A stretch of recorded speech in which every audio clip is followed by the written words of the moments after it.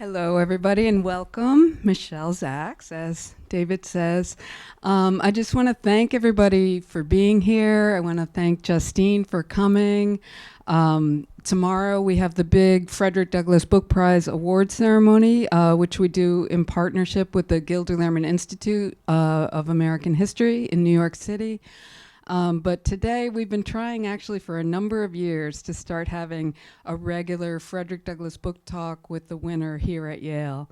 So we're finally doing it this year. We're so pleased. Well, we did manage to do it last year as well, actually, after the fact. I hope this will become an annual tradition, and we're so delighted to kick it off with you. So I just wanted to say that, and thank you again for coming, and take it away. Good afternoon, everyone. Thank you, Michelle. I'm David Blight. I direct the Gilder Lehrman Center for the Study of Slavery and Abolition. I think it's been 22 years for me or something like that. The Frederick Douglass Prize is in its 28th year now, I believe. Am I one behind? We're celebrating the 27th annual, and we're just kicking off the 28th. We just appointed the jury for the 28th. That's right. Okay. It was founded in 1998 by David Bryan Davis, my predecessor here, the greatest historian perhaps slavery ever had. It was done kind of on the back of an envelope between David, a representative of Dick Gilder, and the Yale provost. And this has become, over these many years, a prestigious and important prize in this field of slavery studies, abolition studies. As I like to say, it's for the best book in English about slavery, abolition, and their legacies across all time and all borders. We've had a little pressure over the years to open this up to other languages, and which would, of course, have to include Portuguese and Spanish and French and maybe German and who knows. We've never done that, so if anyone's wondering about that, it would require different kinds of juries. But there is quite a literature published, particularly in Brazil, in Portuguese. But anyway, if you're writing in one of those languages, get it translated and submit. We will be happy. Every year, it's still, and it's a measure of the importance of this field. It's every year the number of books submitted by the publishers is in the range of 75 to 90, and it just stays at that number. Some goes up, sometimes a little down. I appoint a jury every year. Michelle helps me come up with names. It has gotten a little hard some years because we've had a lot of people on this jury, and we always have, but it's never hard to find new people all over the world to serve on this jury because it's such a robust field. We always try to have someone in the field of Caribbean studies, Atlantic world, an Africanist, and then, of course, an Americanist. Sometimes one of those three fits two of those categories. It's an interesting process like other book prizes. They read all the books, and they submit, and I never touch the jury. I'm very sensitive about that. There have been a couple book prizes in the history of our culture that can get politicized. We don't politicize ours. The jury reports us 3 finalists, sometimes 4. And then we have a committee. We call it a board. It involves Yale people. It involves the head of the Gilder Lehrman Institute in New York, one of his board members. And we get together in late fall. We have a kind of a seminar. We used to do it in person in Dick Gilder's brokerage firm in New York City. But since COVID, we do it on Zoom. And we have a wonderful sort of 2-hour seminar trying to choose the winner. And sometimes that's a little contested. This time it honestly wasn't. This book really, we still killed 2 hours having the discussion because it's fun. But we had a pretty easy winner this year. And it is Justene Hill Edwards' book, The Freedman's Bank savings and trust, and both those words, savings and trust, as you're about to hear, are very important about the story of the Freedmen's Bank. Justene teaches at the University of Virginia. She did her BA at Swarthmore, her MA and PhD at Princeton. As I said, she's at UVA in Charlottesville.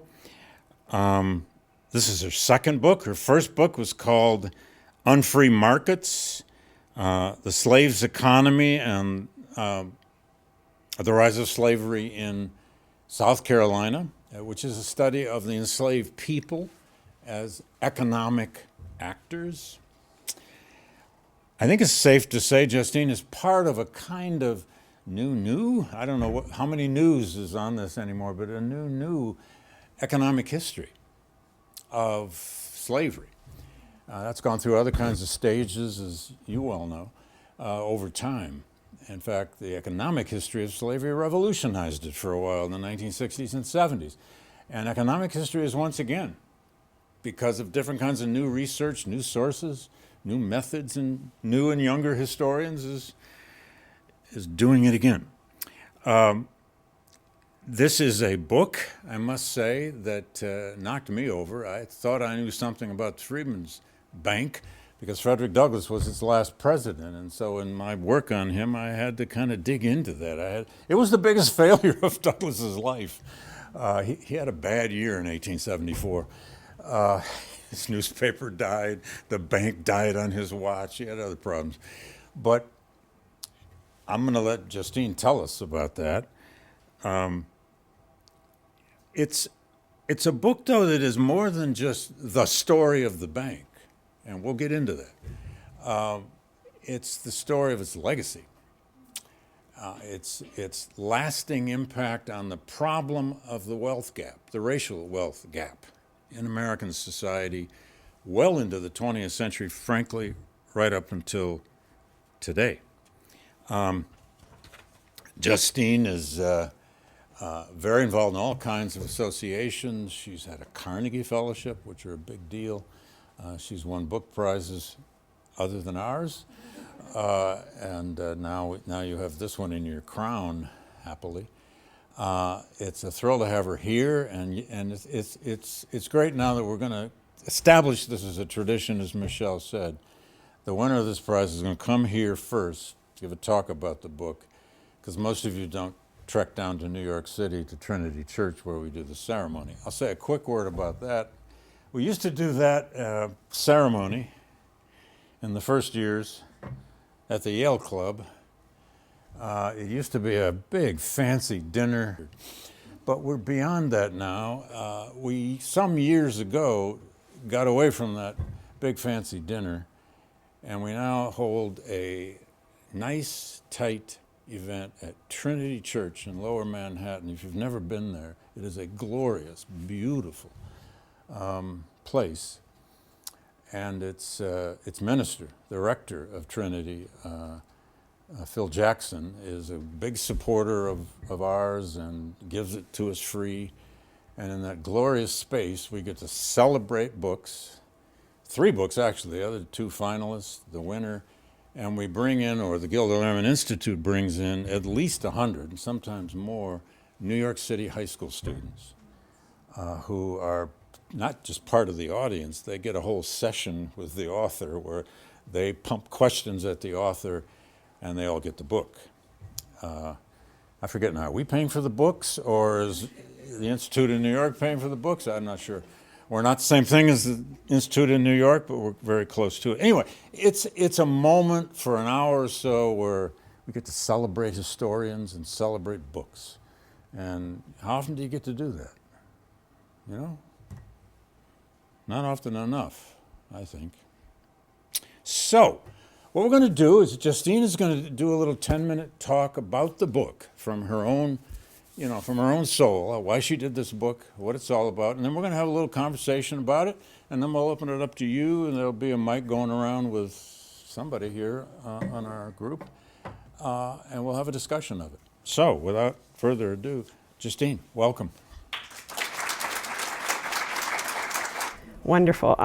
Good evening, everyone. I am So happy and thrilled to be here and to be in conversation with David to talk about savings and trust and to celebrate not just savings and trust, but Black History Month. Thank you to the Gilder Lehrman Center staff for organizing a whirlwind trip. I am incredibly excited to be here and to travel to New York tomorrow to talk more about a book that has been with me now for about 10 years. This is really a full circle moment in some respects. I started, before I went to Princeton, I did do a master's at Florida International University in Miami. And it was in African New World Studies, African diaspora studies. And when I first got there, I thought I wanted to study 20th century Black feminism. But I took a class on slavery in colonial British America. And I had a chance to read some amazing works of history that introduced me to a field that I didn't fully realize I was interested in, and that was the history of slavery, and especially the history of American slavery. And I had a chance to read award-winning books from Phil Morgan, from Ira Berlin, from David Blight, and it gave me an opportunity to kind of rethink how I wanted to position myself as a scholar. And it was then in 2006 that I started that master's, and then I went on to do a PhD, and again, that was 20 years ago. And so to be here talking about my second book, Savings and Trust, to win this award is such a privilege, and so again, I am excited and thrilled to be here. In general, I consider myself a historian interested in the history of Black economic life in America and the ways in which Black Americans approached economic freedom in particular and political freedom writ large. And I actually came to this project as I was finishing my PhD in 2015. In my first book on free markets, which was published in 2021, I look at the economic activities of the enslaved. And as I was kind of finishing my PhD, as I was thinking of conceptualizing of this book, I thought that I wanted to write a final chapter on, a brief short chapter on the history of the Freedmen's Bank. And this was at a period of time, this was 2015, 2016, as I was transitioning from the PhD into my first tenure track, well, my only tenure track job at the University of Virginia. And at the time I was living in Washington, DC. And this was a period of time when there were conversations about, kind of broader conversations about the racial wealth gap. And so I believe it was in 2015 and 2016, a plaque commemorating the Freedmen's Bank was placed on the Treasury Annex. And it was two plaques. It says the Freedmen's Bank, and then it has 4 or 5 short lines that talk about the history of the bank. And so my now husband kind of walked by it one day and came home and asked me about it. And I honestly was surprised that I didn't know much about it. And so as any good historian does, I went and I looked up the secondary literature, looking to see who had written anything about the bank, and I was shocked. At that time, there were 2 books on the Freedmen's Bank, the first published in 1924, the second published in 1976.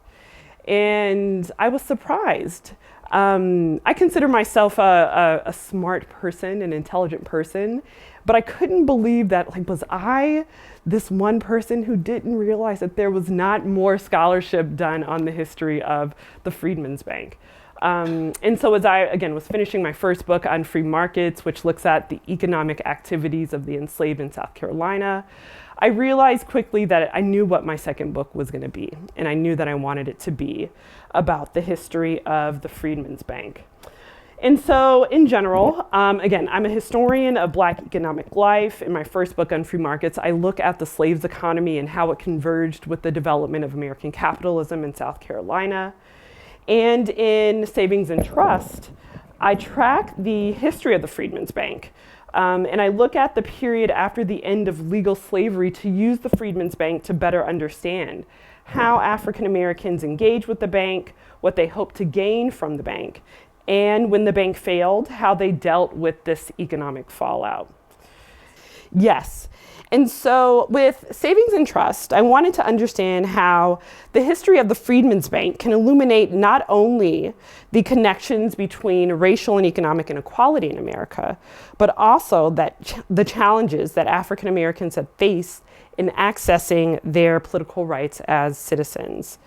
Furthermore, I realized that much of the scholarship and public debates about wealth inequality has revolved around its more modern, its 20th century causes. And so I wanted to think about how we can use the period of Reconstruction and the history of the Freedmen's Bank to chart a longer conversation about economic inequality and about the kind of vestiges of the racial wealth gap. And I understood that Reconstruction and the Freedmen's Bank would be perhaps the perfect lens through which to kind of begin these conversations. And so in Savings and Trust, I offer readers a new history of the bank through the lens of the people who invested in it, African Americans, and through the people who accelerated its collapse, the bank's white administrators who mismanaged and stole the life savings of African Americans recently emancipated from slavery. And African Americans were hearing and absorbing messages that the bank's white administrators were conveying. And they were absorbing the idea that in order to access political rights, they had to invest in their own economic futures. However, this was also a message that neither the banking industry nor federal authorities would protect them. And this message was fully conveyed when the bank collapsed in 1874. And so I had three main goals with writing Savings and Trust. First, I wanted to put the collapse at the center of conversations about the history of Reconstruction. Second, I wanted to bring the history of American slavery, its aftermath, and the experiences of formerly enslaved people into the history of American finance. And third, I wanted to write a compelling story about the Freedmen's Bank, not just for academics, but non-academics as well. Because I fundamentally believed and continue to believe that this story is as enthralling as it is heartbreaking, it's as instructive as it is enraging. And I wanted to convey all of these emotions to the reader. So ultimately, I wanted to write a book about American finance and banking that put Black people, that put their lives, their aspirations, and their experiences at the forefront to understand the stakes of the bank's quick rise and disastrous failure. And so before David and I get into our Q&A, I want to end with just a few data points. The bank was established on March 3rd, 1865, and it collapsed on July 2nd, 1874. At its height in 1872, the Freedmen's Bank had 37 branches across 17 states, as far north as New York, as far west as St. Louis. We can talk about the proposed Texas branches and why those were not fully opened in the Q&A, as far south as Tallahassee, Florida. At its height, the bank had about 70,000 depositors, and in total, the bank accepted approximately $57 million in mostly African Americans' deposits. African Americans were about 90% of the bank's depositors. Today, and this is a conservative estimate that I've gone back and forth with the professor Sandy Darity about. He is telling me I'm being too conservative, and I take him at his expert word. Today, that $57 million would conservatively be at least $1.5 billion.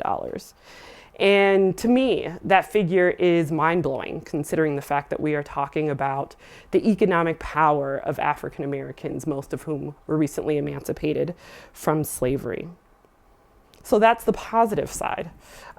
We can also look at the history of the bank from the lens of theft and from corruption.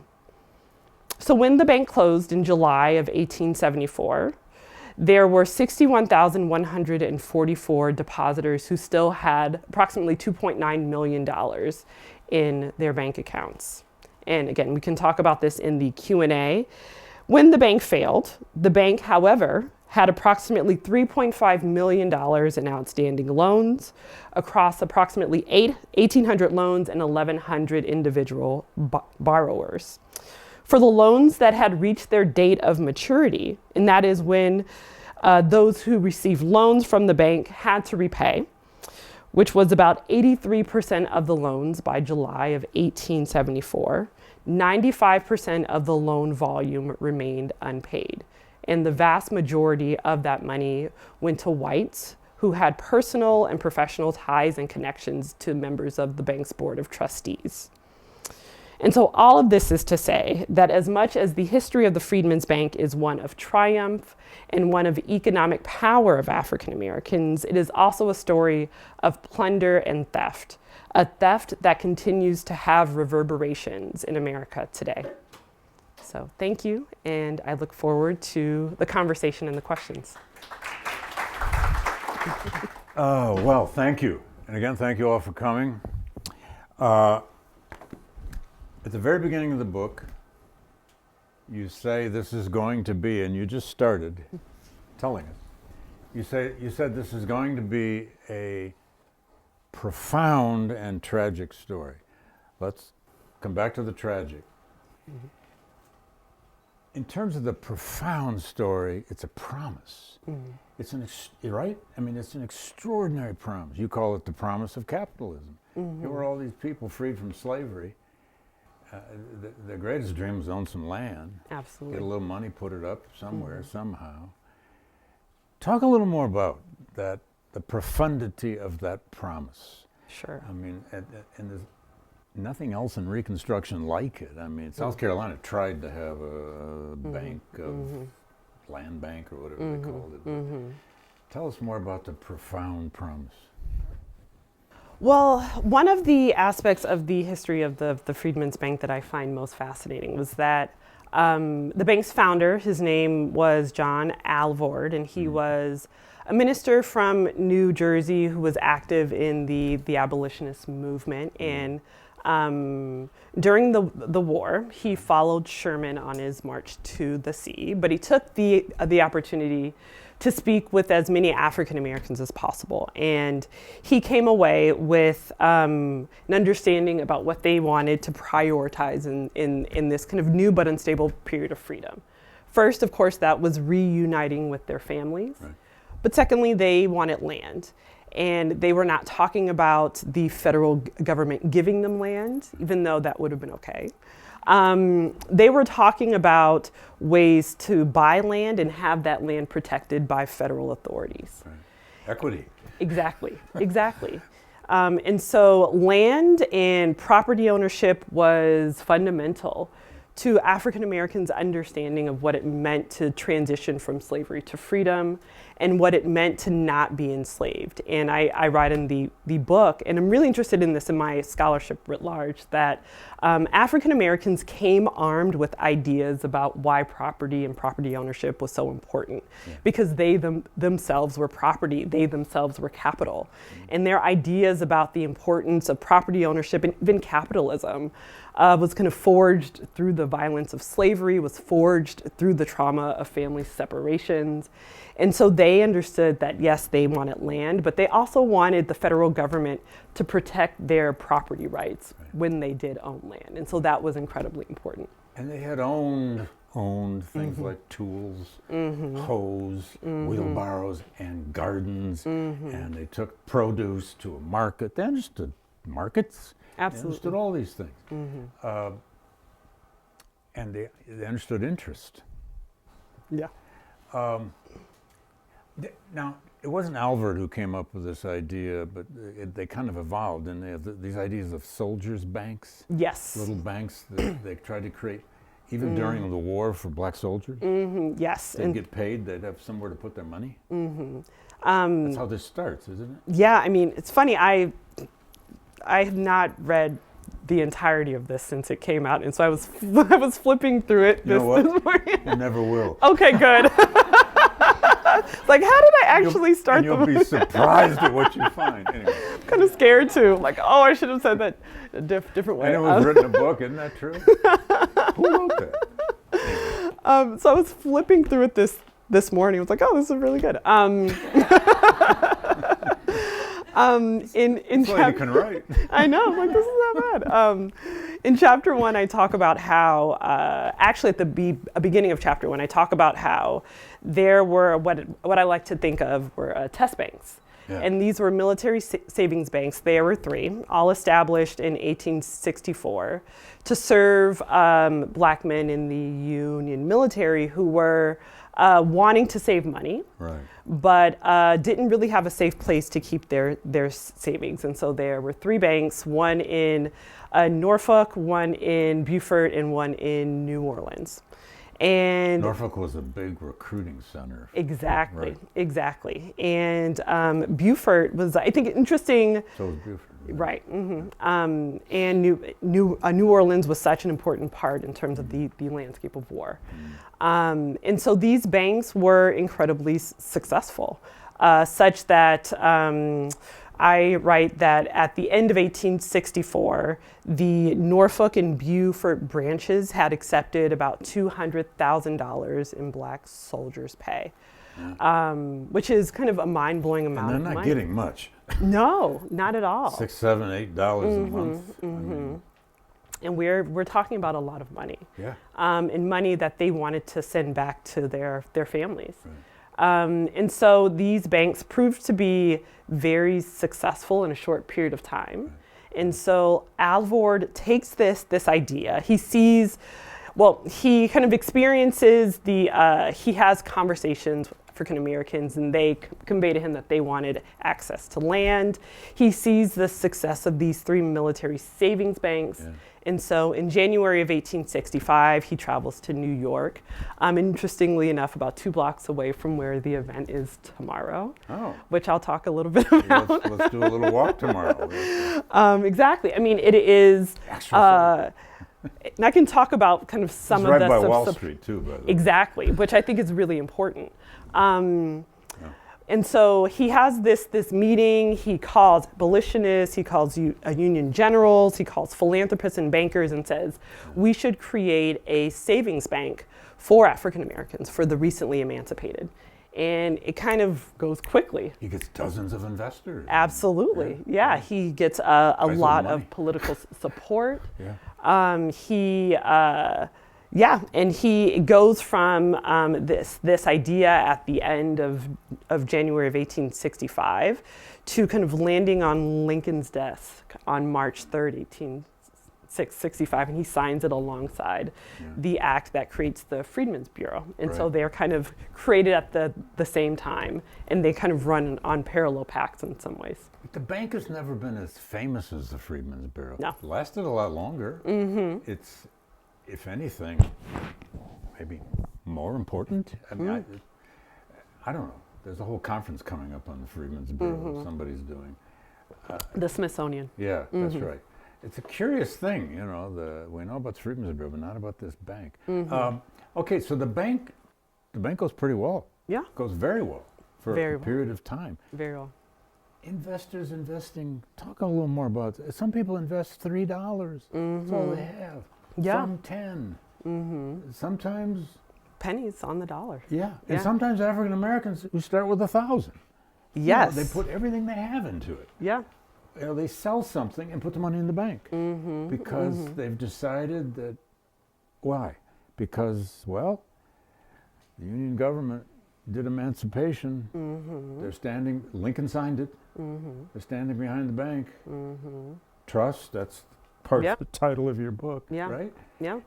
And so it works with all these small, and it's small depositors by and large. I know Douglass's own sons started that way. They'd put in $5, Yeah. maybe 10. Yeah. But then how did the bank function? I mean, one of the things I found the most fascinating about this is that they also did lots of advertising Oh, yeah. and advice literature. They were kind of a company giving advice to African Americans. Yeah, I mean, the bank was as much a For financial... better or worse. Most of the time for worse, I think. yeah, But yeah. the bank was as much a financial institution as it was, I don't know, we might call them kind of investing or kind of giving out financial advice. A side project a future project might be the history of like financial advice and financial literacy. But yeah, they were saying save the small sums, forego tobacco and clothes and jewelry, and Don't drink. don't drink, It's like don't buy moral advice. whiskey, but Yeah. instead put your Don't buy pennies- whiskey. That's Yeah, yeah, They yeah. had whole pamphlets. Or about not buying tobacco. whiskey. And instead put that money in your Freedman's Yeah. bank account, and it'll grow, and you'll be able to buy land, and with land, you will have more access to the privileges of inclusion in the American body politic. And so really connecting financial success to political inclusion, which was really dangerous at this period of time because African Americans were so invested in the promise of political inclusion. And so connecting these two things became really important in terms of the marketing campaigns for the bank. And the first 5 years of it, or 5, even 6, is the heyday of Reconstruction. I mean, they have reason to hope. Sure. You got the 13th, the 14th, the 15th Amendments, the first Civil Rights Acts. Grant's administration even goes after the Klan. Yep. 70, 71. There's reason to hope here. And this bank is a big part of that hope. It's a big part of, I don't know, the meaning of emancipation. Sure. And it's why you have folks like Douglass who are incredibly enthusiastic about it, publicly supporting it, really, again, connecting political inclusion to economic success. Runs ads about it in his newspaper. Apps every week, every time week. that there's an issue, there's an article about the Freedman's Bank where new branches opened, where the specifically popular branches where there were increasing deposits, places like Philadelphia were incredibly popular.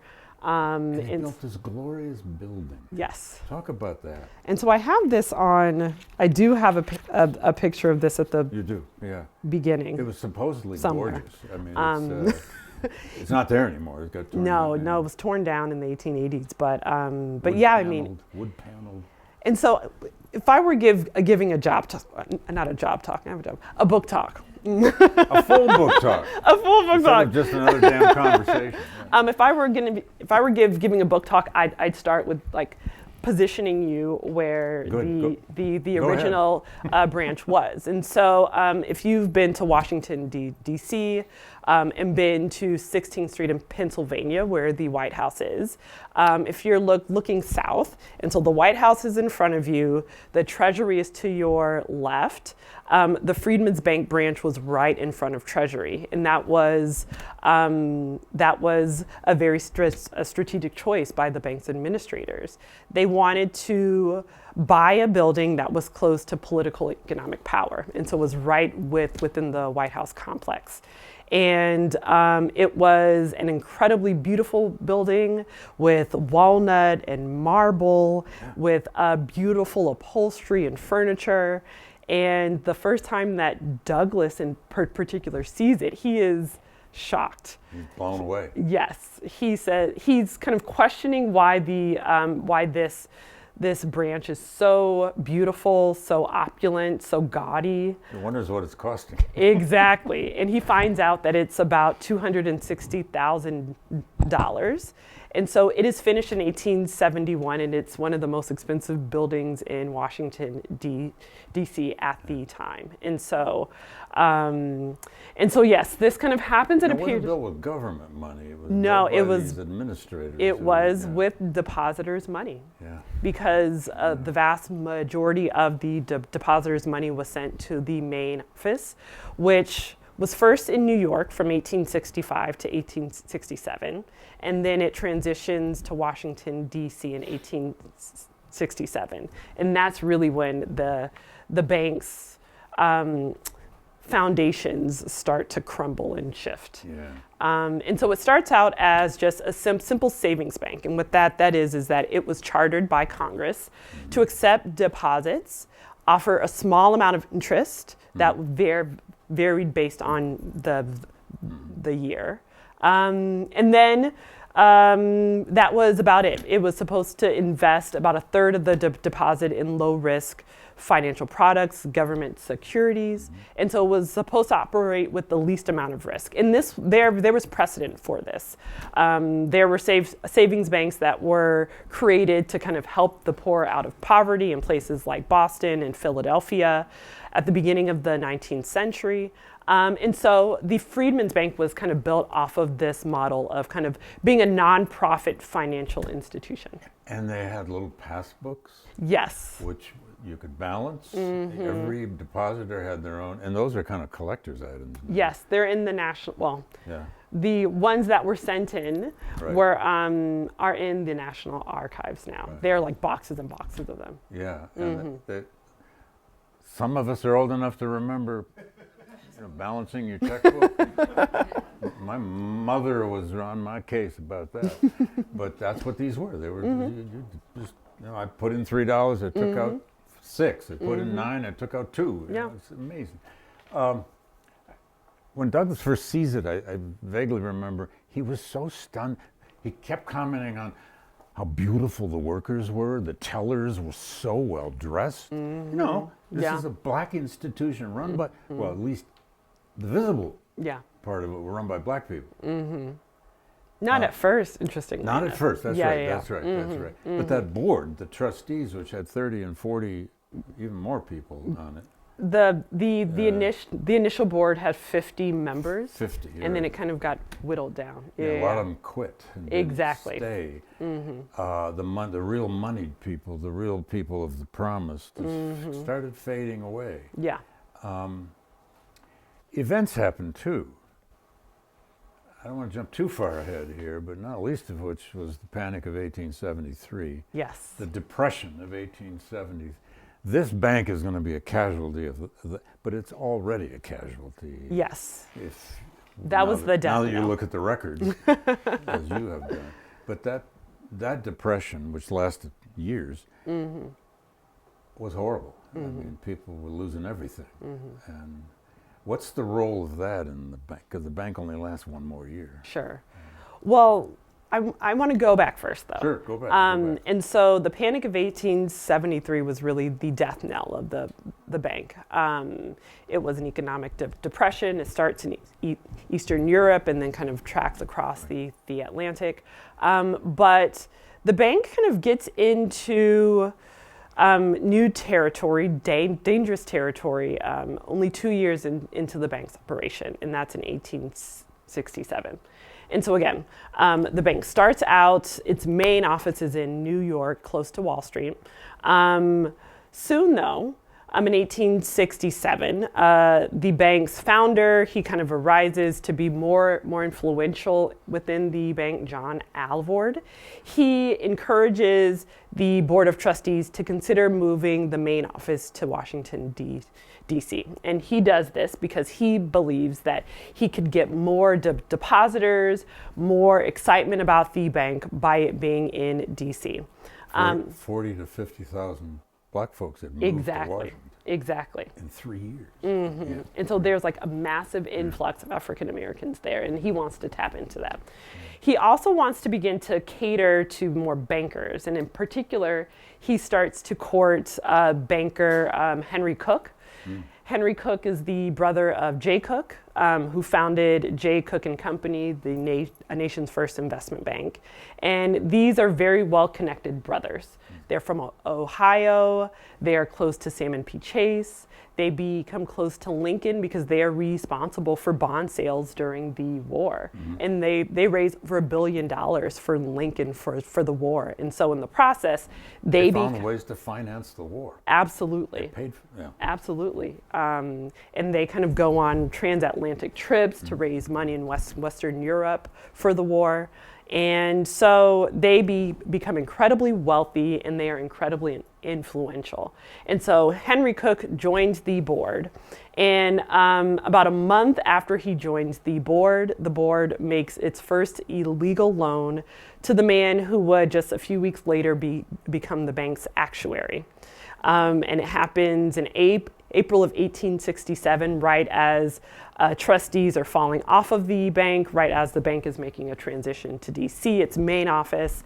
And the man who was supposed to be responsible for evaluating the risk profile of the bank's investments takes the first illegal loan because the bank is not supposed to make loans. He subsequently pays it back a couple weeks later, but this is kind of the first domino that falls. And so between 1867 and 1870, the bank makes about $85,000 in illegal loans. At this period of time, Henry Cooke starts to lobby members of Congress asking them to amend the charter to allow the bank to operate not as a savings bank, but as a commercial bank. And they do in 1870. They do. They authorize loans. And Yes. That's really the Yeah, that's the beginning of the end. the turning point, yeah. And so the bank starts to make large unsecured loans to friends and business partners of the Board of Trustees. Yeah, it's just classic Yeah, pilfering. corruption. I mean, Yeah. giving loans to their buddies. And to themselves. Henry Cooke receives a loan that goes to the First National Bank, which is the DC branch of his brother's bank. And that loan is at least $500,000. I can think of a few cabinet members now who should be reading this book. Yes. Never mind. Yeah, and now that they're doing loans, commercial banks, that's what they do. Yeah. But is it 80, 90% of their depositors are former enslaved people? These Yes. are freed people. Yes. These are people with small deposits, by and large. It's their money. Yeah. And once that process starts, and they're not making it back, that's really what kind of slowly, not that slowly, kills the bank. No? I mean, Yeah, it's the bank is over leveraged. The bank's finance committee, controlled by Henry Cooke until 1872, when he's booted off of the board. The bank continues to make large and unsecured loans. The loans are supposed to be guaranteed by twice the value in property. That rule goes out the window. We're also talking about a period of time with the first financial regulator, the Office of the Comptroller of the Currency. And the comptroller was made responsible for regulating the nation's banks. The Freedmen's Bank should have been under the jurisdiction of the comptroller. Regulation wasn't that popular here in the No. Reconstruction years or early Gilded Age, but there was at least discussion of it. Absolutely, and Should've that was supposed to be the charge of the comptroller. Yeah. But the first examination of the bank did not occur until February of 1873. And by that time, we have hundreds, soon to be millions of dollars that was loaned out that was not paid back. There were subsequently runs on the bank during the Panic of 1873 because, of course, African Americans hearing about a financial crash want to withdraw their money. And this is where trust comes in, right? They are going to branches, Jacksonville, all over the country, just physically lining up, give me my money, give me my money. We think of bank runs, we think of the Great Depression. Exactly. This is when this started. Absolutely. And of course, bank branches don't have the money because that money has been sent to DC and loaned out to whites who receive loans. Somewhere in the winter of 73, 74, members of this board started talking to Douglass. Yes.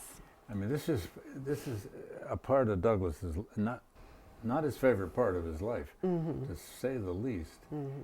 But they try to pull Douglass in because of what? His symbol. Sure. His name, his symbol. Yeah. If he gives his authority to this, it might shore up the bank. I mean, this is what they really thought. Yeah, I mean, they wanted by this time, by the end of 1873, the beginning of 1874, the Board of Trustees were very concerned, especially because a second damning examination from the comptroller comes out. It's a more fulsome examination that examines half of the branches.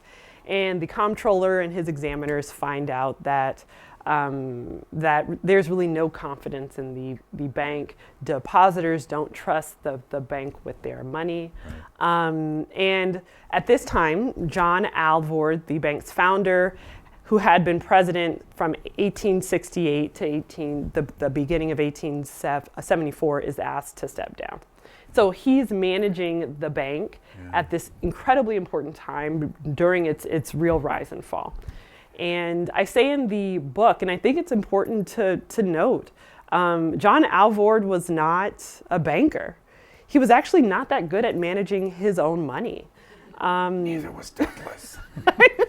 I know, right? And so there's this really interesting question about not having someone with more traditional financial knowledge to helm this bank, right? Douglass takes this job. He turned it down. He turned it down at first, and then he takes the job. Mm-hmm. His family didn't want him to take it. His adult children said, "No, Dad, don't do this." Friends told him, "No," but he does it. Yes. And was it 4 months or something? The last 3 or 4 months of Yep. the bank's existence. 4 months. He's the president. He will later deeply regret this. He will later say he felt like he had just married a corpse. Yeah. There's a metaphor for you. Right. And it dies on his watch. Yeah. You have quite an assessment of. You have a chapter on this in your book. Yep. What's your take on first? Why did Douglass do this, and what did it do to him? I mean, I think he said yes because he really wanted to be a beacon of hope for African Americans at this period of time. And he invested some of his own money. Absolutely, $10,000 of his own money in the bank. And there's actually a really interesting moment. He calls the first board meeting, and John Alvord, the recently ousted president, is next to him and tells him that there's a run on the bank and the bank needs money. And so he is... Fred, don't do it. Right?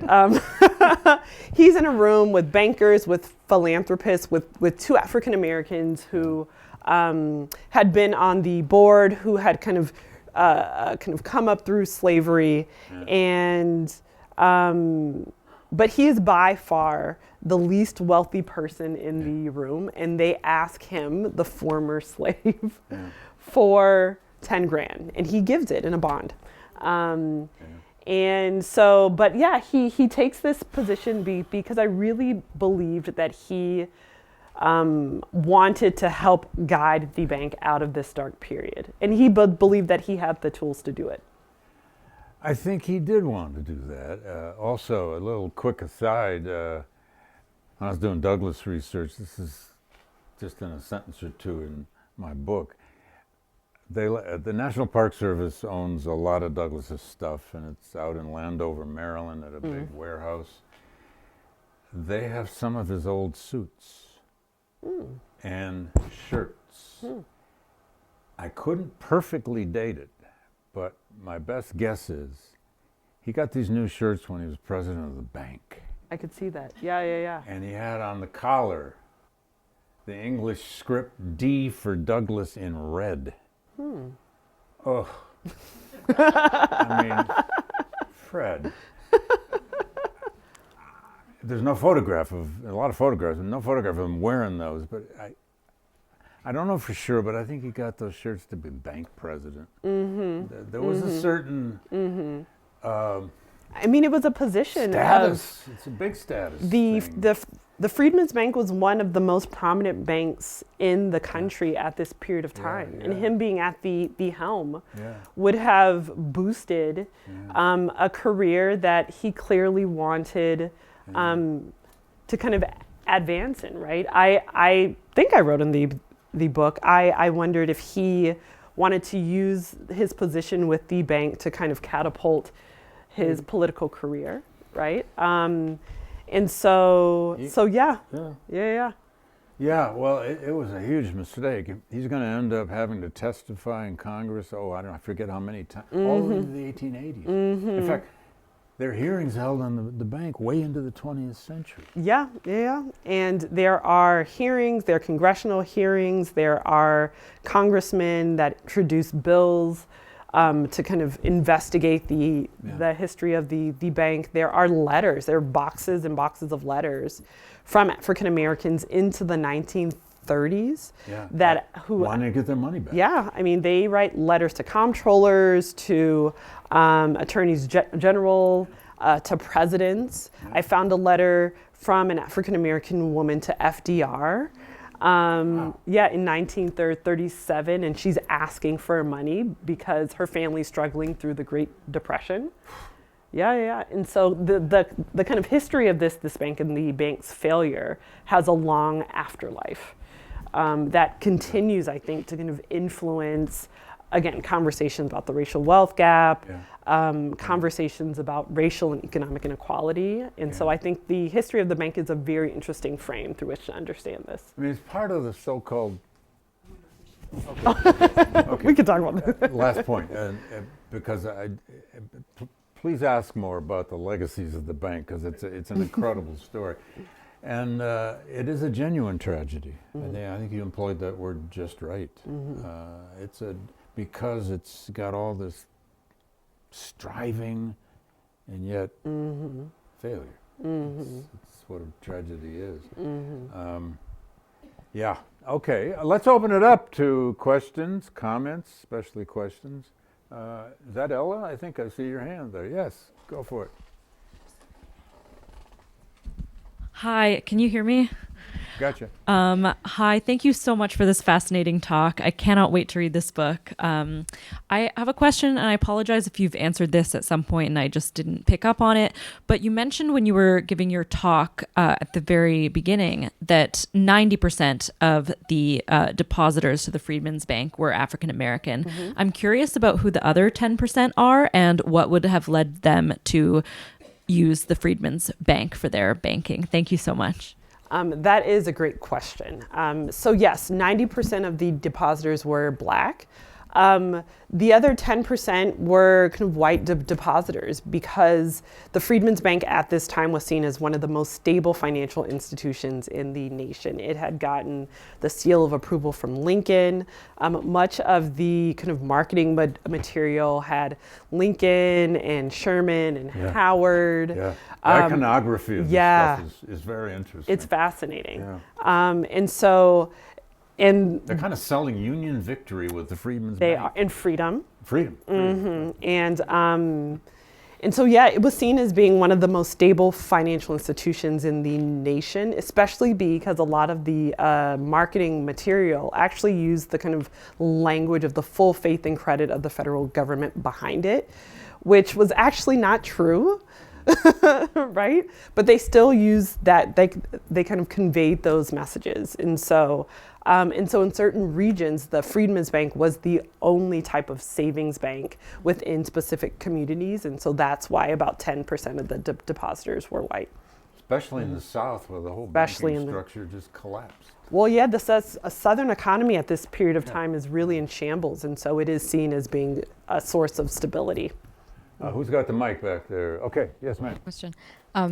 Thank you for the discussion and congratulations. Thank you. So my question is actually picking up on your answer, which is about what is the relationship of the bank to the government? Because an act of Congress creates it, and what is the relationship of the bank to the Freedmen's Bureau? Because if this is also like a commentary on the nature of American capitalism in the period, and these are, people who are emancipated and are now participating in it, but then the bank is run into the ground and there's any kind of as you said, no backing by the government. How do they can recover their money, but so it's got the seal of approval of the government, but it's left to the wind of the financial forces in the market.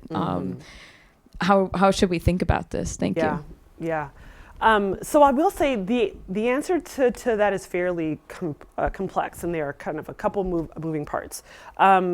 First, this is kind of the wild west of American finance. Again, the first financial regulator was established in 1863, and the comptroller's main responsibility was transitioning state banks onto kind of a more federal policy in terms of currency in particular. And so this is the first time that we have the dollar. At this period of time, each bank issued its own currency, and so the comptroller was made responsible for forcing state banks to transition into one standard American currency. And so that's one of the reasons why the comptroller was not regulating the bank. The actual regulatory power of the bank was held in Congress, and Congress did not regulate the bank, did not mandate an examination until 1873. And so that's kind of one part of this process. Yes, that part is specific to that part was specific to the Freedmen's Bank, but this is a period of time. I mean, it was kind of the wild, wild west of capitalism and finance at this point, because there were really no regulators and very few regulations. And then kind of one of the kind of heartbreaking parts of this story is that when the bank fails, and there's a series of congressional inquiries, some Democratic lawmakers were saying that, well, this is the privilege of freedom. The privilege of freedom for African Americans was to take risk.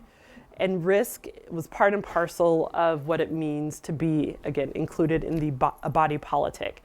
And so they should not have trusted white Republicans with their money. And they African Americans bear the responsibility of placing their trust in the wrong set of historical actors. Mm-hmm. God, man. Yeah. You can see roots of both sides of the New Deal in this. Absolutely. Yeah. Mm-hmm. Yeah. Mm-hmm. Okay, front row first, and then keep. Okay. Hi. Hi. I'm curious as to what was the thread that led to the opening of Black-owned banks, because I'm assuming after Savings and Trusts closes, there is this conversation about trusting whites to have a bank, and no pressure. But I feel like now we need to know the emergence of those Black-owned banks. Sure. Like, how soon after would that have occurred? Within about 15 years. And so you do see the emergence of Black banks in the 1880s, the 1890s, really through the beginning of the 20th century. And they kind of come up in the kind of vacuum of the Freedmen's Bank. And so you see Black banks in places like Washington, D.C., Richmond, Virginia, in Durham. And so these financial institutions were kind of created out of the kind of promise of the Freedmen's Bank, but they were created first and foremost by and for African Americans. One of the aspects of kind of the small scholarship on the Freedmen's Bank is that some scholars call it a Black bank. I don't. It's not really. Well, the depositors are, but not the people running it. But those who founded it, ran it, were administrators, were supposed to be responsible for governance, didn't do that. And so I don't see it as a Black bank, but you do see Black financial institutions really emerge after the failure of the bank for this reason, to serve Black communities by and large. And that starts really in the 1880s. That's fascinating too, because they tend to happen in those cities with strong Black business districts. Exactly. Durham, Wilmington, North Carolina, et cetera, et cetera. Exactly. Yeah. Go ahead. Hi, I'm Alvita Akibo, Assistant Professor in the History Department. I'm so excited to read this book. I've written about iconography and currency, so I'm excited for that part, especially, although in different contexts. I'm wondering about postal savings banks. No, I took a breath because I've had like 2 students ask me about that. Oh, really? Okay, It's a fascinating topic. Yeah, I mean, I've come across this myself in my work on the Philippines. They later are introducing this in the same rhetoric that you were talking about, savings as a civilizing mission, but they're really pushing postal savings banks. And I know that, at least from what I've seen, this is something that reformers both in the continental United States and in the overseas colonies are really interested in a little bit later. And I'm just wondering if there's a connection here. I don't think I've seen things before like the 1880s, but was there something, were people pushing for postal savings at this time? Or do you know if there was a connection between the failure of this bank that at least was seen as government, even if it wasn't, and then the push for actual postal savings banks that were fully government banks? And if you don't know the answer, that's fine. I'm actually not sure. The conversations that I've had about postal savings banks really happened more in the 20th century, especially the first half. But yeah, I'm not sure, but it's a great question, especially when we think about the populations who would most benefit from those types of institutions. It would be those who were like investing in the Freedman's Bank and lost their savings. So yeah, thanks. Who's got the mic next? Yes, right over here. Hello. Thank you. Thank you so much. This is a great, fascinating subject, and congratulations. Thank you. I wanted to ask within the book, I'm looking forward to reading it, but as we talk about broken promises, the impact on the African American culture, it reverberated from then to now. And I'd like to know how you approach that in your book. And if you had a chance to interview people, to talk to people. I mean, from my standpoint of view, I can remember grandparents and the hesitancy, and then the readaptation to banking. So it's not just individual, it's just tenfold across the nation, which obviously still is being addressed. So I'd like to know if you could talk a little bit about that and the psychological impact, the trauma that you noted. Thank you so much. No, I appreciate your question, and I mean it's something I talk about at the end of the book. But I've had more time to reflect on it since the book has come out, and I've had many conversations with family and friends and audience members to kind of hear personal stories about why grandparents hid money underneath a mattress or in a coffee can, or wanted to find alternative ways to save outside of the world and realm of traditional banking and finance. And I like to say that, yes, this savings and trust is a history of the Freedman's Bank, but it's also really understanding the economic mindset of African Americans as they were emerging from slavery. I tend to not like to use the term rational because I think it's fraught, but if we think about African Americans as like rational historical actors, right? They were making choices based on the environment around them, their lived experience, their past. And so, yes, it was rational for them to both invest in the bank, be really excited about that, but to have a level of skepticism, especially after the bank failed, for the world of traditional finance and banks. And that type of behavior, I think, is inherent, it's generational, right? It's a reason why even to today, I mean, the FDIC came out with a study three years ago saying that African Americans were more likely to not bank at traditional financial institutions than their white counterparts. It's something like 10% of African American families don't have a relationship with a traditional financial institution, whereas like 1.6% of white families do. And so we can't just say that Black families choose not to bank because they don't know enough about banking, right? That's not true. There are kind of historical examples for why, Black families might not trust traditional white-owned financial institutions with their life savings. And this, again, knowledge I think is inherited, it's generational, and it's something that I think understanding the history of this bank provides more context for why we continue to have these conversations today. And I only think that they're becoming more relevant. Thank you. Who's got the mic next? Thanks. Hi. Wonderful talk, and I just got your book from Amazon. Oh. But I've been. This seems to be something of maybe a blot on Frederick Douglass's character that I'm not hearing much evidence that he felt responsible, or that at least it happened on his watch. I mean, Abraham Lincoln would go and sit at the bedsides of soldiers. I don't think, was Douglass, this was a blow to the American community, and did Douglass try to address this in any way to the black community, to apologize or to at least sympathize? Yeah, I mean, he addresses this in his 1881 autobiography. Yeah. He actually uses the term humiliation. Yeah. Personal humiliation. Yes, at his affiliation with the bank. And even though he was not responsible, he kind of inherited a really horrible position. He didn't understand what the bank's finances were at this time.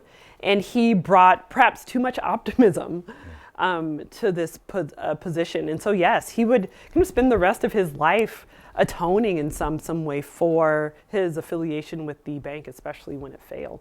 I think we have one last question. Okay, but I just wanted to add, Adi, he would admit his own role in this, but he would also then say things like, but it was the black man's cow and the white man's milk. Mm-hmm. You know, he knew that the bank had been built of all this money, but he learned it too late.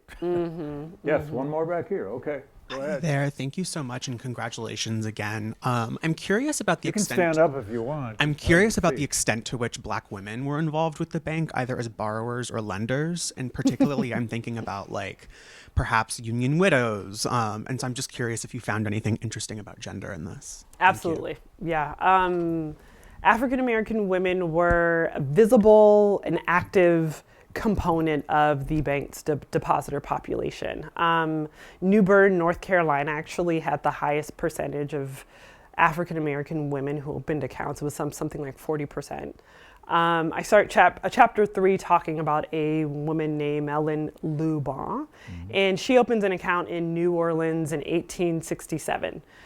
I think that's it. And when you read her depositor account, it's fascinating. She is married, but nowhere on her record is the name of her husband. Instead, she puts the names of her 2 daughters. And so... She'll want him to have the money. I mean, perhaps, right? Oh. But yeah. People do that all the time. Yeah, black women were incredibly influential. Even so, the first depositor of the Washington, D.C. branch was the wife of Henry Highland Garnett. Huh. Mm-hmm. Huh. Yeah. Interesting. Yeah. Wow. Mm-hmm. Oh. One last one? Sure. Actually, I see 2 hands here. We do have a reception. 2 of our longtime GLC friends. Thank you very much. I'm looking forward to reading your book. Thank you. My question is, are the ledgers of the bank, are they accessible to the general public so people can trace the financial history of their own families? So they are accessible on Family Search and on Ancestry, and that's in terms of the individual depositor records. Now, not all of them are available, but you can go online and look and search. And so that's a pretty fun task because there are tens of thousands of records. The financial records are not fully available. And to be quite honest, since the recent government shutdowns, I'm not actually sure if they are available on the National Archives' website, but that's where they're housed. And there are thousands of pages of records of financial information about the Finance Committee, the Board of Trustee minutes, the lending records. And so, yes, those are available online. Mm-hmm. Yes, sir. My great-grandparents and my grandfather lived in the era of this bank.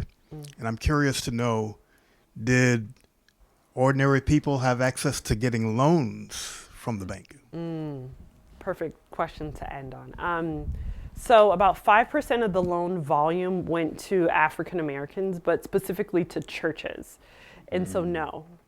And the final examination in 1874 kind of puts this in kind of clear language. There was an examiner from the comptroller in St. Louis, and he interviews the bank's manager and a few of the depositors, and the depositors overwhelmingly said that they understood that their money was being sent to DC to fund loans that did not go to African Americans, and they were upset about it. They were considering withdrawing their money from the bank and wanted to start their own savings institution. And so, no, disproportionately, the depositors did not receive loans, and they knew it and were increasingly very upset about it. But the bank's administrators didn't care because they were benefiting financially from their own affiliations with the bank that had everything to do with the fact that they were white and in power. Wow. Justine, this has been terrific. Thank you for all the great questions. Thank you for the conversation, the talk. And we do have a special reception planned back here. Thank you. Thank you.